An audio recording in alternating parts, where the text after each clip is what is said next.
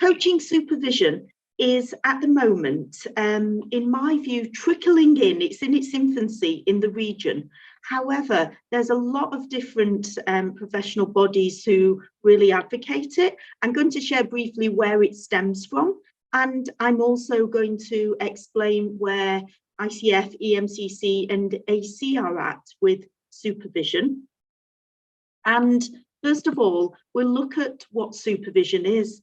So this is our supervision model, which we've got in numerous languages, and we'll share the slides. We've got it here for you in Arabic and English.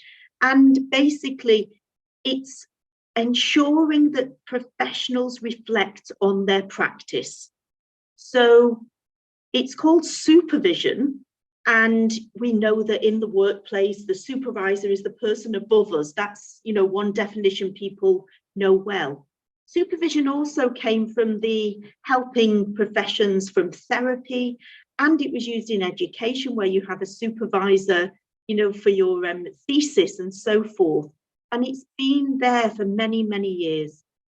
The EMCC, European Mentoring and Coaching Council, and AC, Association for Coaching Supervisors, as well as APEX and other professional bodies, all advocate supervision, and credentialing requires supervision.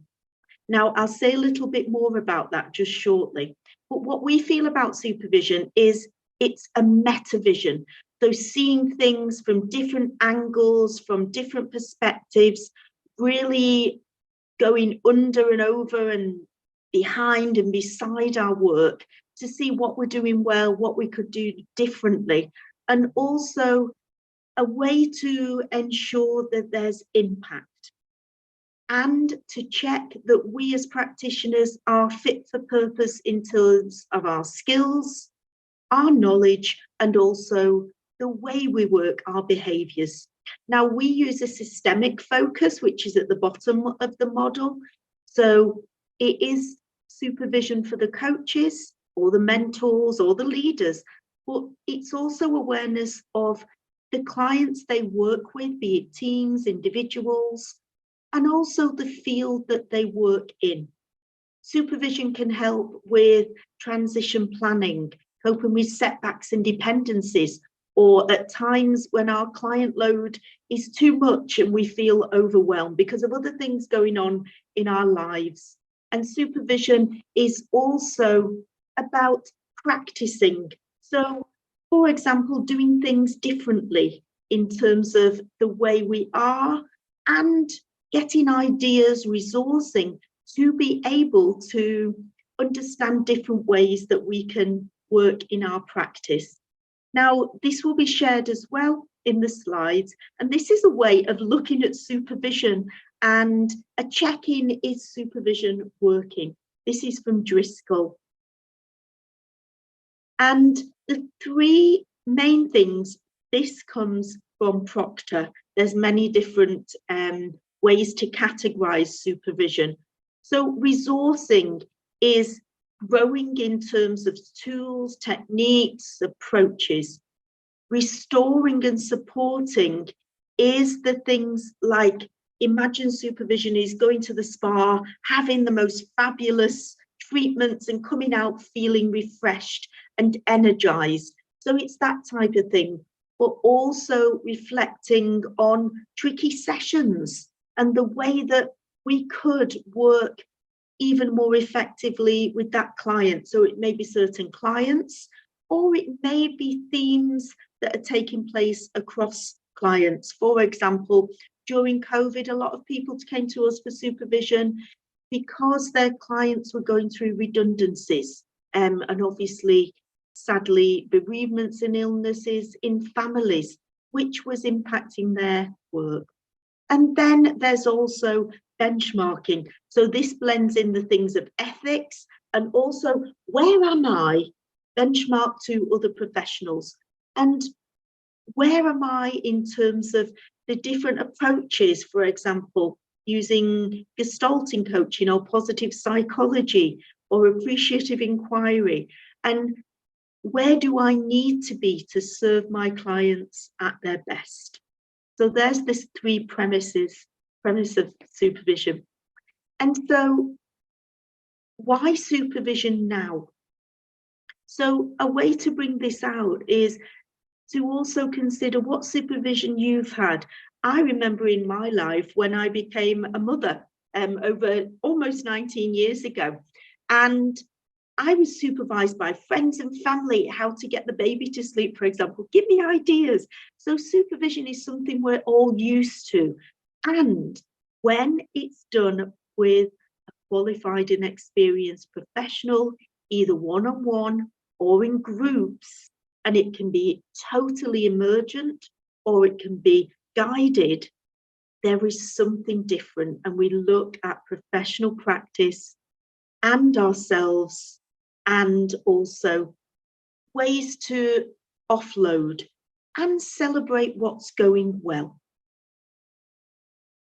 And so we talked about different types of supervision in education, tutorials, in training, there's apprentices, we have supervisors in the workplace and on the technical side especially. And then consultants can have supervisors who observe them in their role and feedback about what they're doing, the way they're doing it, and how they're being. Peer supervision can be very useful as well, and yet research says when it's conducted with an accredited supervisor, you may get even more challenge and support. So what ways does supervision differ from coaching, mentoring, consulting, therapy? So let's look first of all, a lot of people are familiar with mentor coaching with the ICF. So mentor coaching is looking at your work, listening to recordings, either before the mentor coaching session or in the session, and or listening to live recordings and seeing where your work is benchmarked against the competencies. And it may be that in terms of coaching presence, you're hitting ACC or PCC or MCC, and there may be other areas like partnering with the client where that needs a little bit of work to meet the benchmark that you're aiming for in terms of your credential. Of course, people also have mentor coaching because they want to stay benchmarked in terms of their professional practice. And then coaching, we know, is equal power, where we work with the person to see where they are, where they wish to be, and work with them to get there. Consulting, more top down, where the expert is giving us advice on what needs to happen. And so when we move then into what supervision is, we talked there about the restorative, the benchmarking, and also the resourcing elements. And here is where the professional bodies are at. So right now, ICF accept 10 CCEs if you have supervision and you're, for example, renewing a credential. It's also required for those coaches who are applying for ACTC, the Advanced Certification in Team Coaching, requires supervision. And the supervisor needs at least 60 hours of training, and there's other criteria. And ICF right now are working on their supervision competencies. So I've been supporting them the end of last year and the beginning of this year in creating surveys and data for interviews in terms of where is supervision right now? What is needed from supervisors to support coaches? And a survey went out about 4 weeks ago for people who are supervisors and they've been practicing for at least the last 2 years to complete. It was a hefty survey. It took about 45 minutes, and that will inform the supervision competencies. So what we know is it looks like by the end of the year, ICF will have their supervision competencies. Now, we don't know But the way things have looked with team coaching, the next thing ICF have done in team coaching is to create a credential for team coaches and also enable courses to be approved specifically for team coaching. So we're hoping it moves in that direction as well. Apex has specific requirements for membership and also renewing membership. You have to be supervised. And many supervisors even have supervision on their supervision to stay ahead of their game. And then AOCS, Association for Coaching Supervisors. So I'm the lead on outreach and research for AOCS, and that is a professional body where supervisors join together to share and learn and grow the profession. Association for Coaching, they have two things in supervision as an accredited supervisor. One, you can be a supervisor. The other one, you can be a coach supervisor. And our program is accredited as a diploma with Association for Coaching International. Again, it's needed for credentialing. EMCC, our program is accredited as a diploma with them, and EMCC also require supervision for credentialing purposes. And supervisors have to be senior practitioner, which is equivalent to PCC, professional certified coach with ICF. And so, what is the purpose of supervision? Well, supervision is a reflective space. We often blend in creative approaches to supervision. So this may be things like using different activities on Miro, where we can do sculpting or metaphorical landscapes. We also blend in tools from DeckHive, which are cards with images to help people reflect deeper and wider. There's many different models in supervision, and the way we do this is we provide complementary reflective practice spaces for coaches, mentors, and leaders. An example for leaders was during COVID, where a group of head teachers in the Middle East region, who were actually at different competing schools, worked together in professional practice to draw out from each other's experiences ways that they could work to make things work effectively in their schools when staff are off ill, when students are working at home at the very early stages of COVID. And so they learnt together, they shared best practice, and it meant that the whole field moved forward quicker because they came up with solutions together. So supervision is also a place of not knowing where we discover together. So there's different forms of supervision. There's one-on-one supervision, there's peer supervision. There is also group supervision, where you get experiences of what's happening in other people's professional worlds as well. And then there's team coaching supervision, which again can be one-on-one or it can be group. And that's one of my specialisms. And then we've got here the Proctor model, just to reiterate it. So the restorative supportive, the normative managerial, and the formative educational element. And this model comes from clinical supervision, and it blends perfectly with coaching. And there's many different models like this. Lucas has one here, and Hawkins and Smith also have theirs. And really, when you look into them, they're covering similar areas. The one I do like from Lucas and Lacombs is the commercial aspect. So coaches may come and say, I'm working on growing my practice. Can you support me in pricing, pitching, and promoting?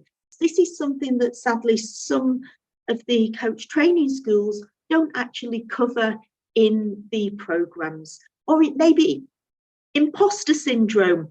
I'm working with senior executives or a board, and I've only done team coaching before. And so there's ways that we can support to enable people to be the coaches, to be at their best. So let's share here some of the topics that are raised in supervision. There's a lot. Such things as parallel process are where what's happening in the supervisory relationship may also be playing out in the coach and their client relationship. So we explore and uncover this together. And then we also, I mentioned the imposter syndrome, we've got their resourcing. This model isn't quite working. What other models, tools, or techniques may I use? And then things like networking. If people are in their own professional practice, sometimes coaching can be a lonely profession, especially if working online. So ways to learn with each other, ways to offload together can be extremely beneficial. And then also those tricky sessions where it was a difficult client or a difficult topic or an ethical issue, then sharing this with a supervisor, you can unpick it, unravel it, and make more ethical decisions. So this is the information that I wanted to share around supervision. And of course, the way we can reflect on our practice is things like journaling, whether it's drawing or whether it's writing. Journaling is extremely useful. We advocate it in all our coach training programs. We've got levels 1, 2, and 3 with ICF. We've got a program with AC as well.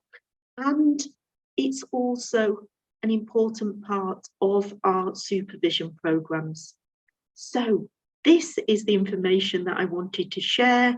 And our next program is taking place starting in person in Dubai on the 5th of June, and then it continues online with a full online program starting again in September. So what I wanted to do now is see if you've got any questions, if I can support you in any way or give you more information about the programs. Feel free to take yourself off mute, and I'm here to help.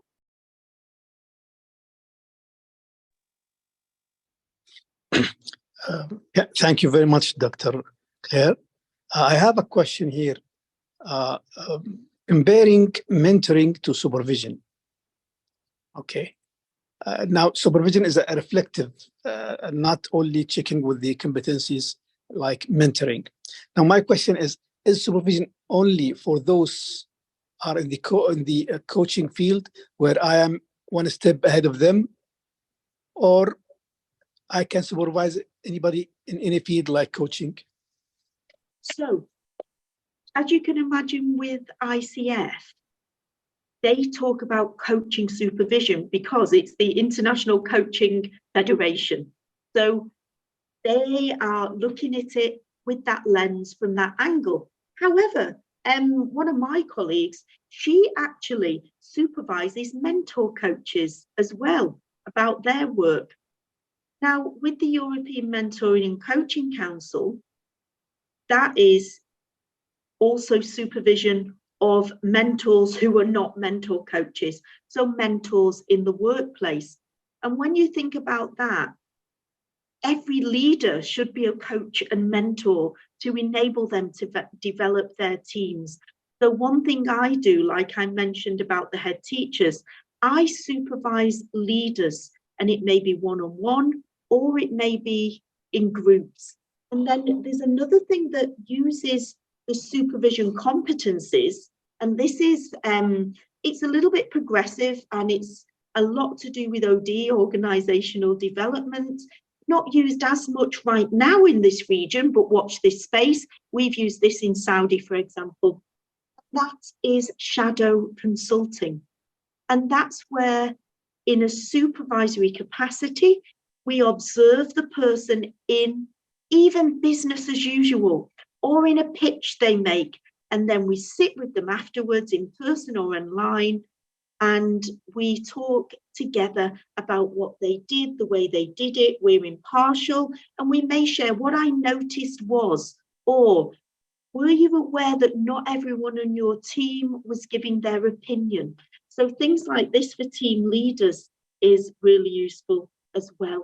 So in my view, supervision is ideal for any professional.